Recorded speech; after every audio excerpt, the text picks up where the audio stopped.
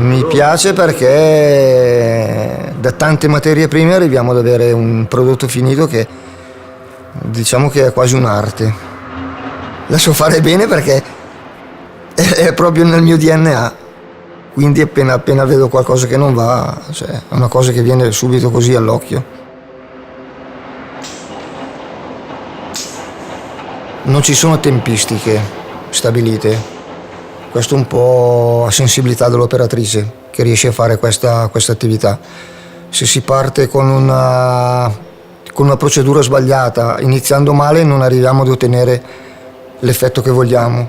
Può essere la pallina troppo fragile, troppo dura, non scrivente, e quindi queste sono le fasi. Il nostro segreto sono un po' le nostre operatrici che lo fanno con passione.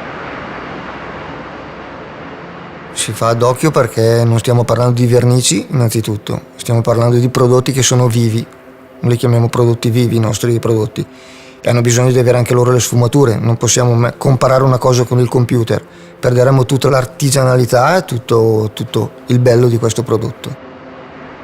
Quindi dobbiamo mettere insieme queste cose che il computer non fa assolutamente.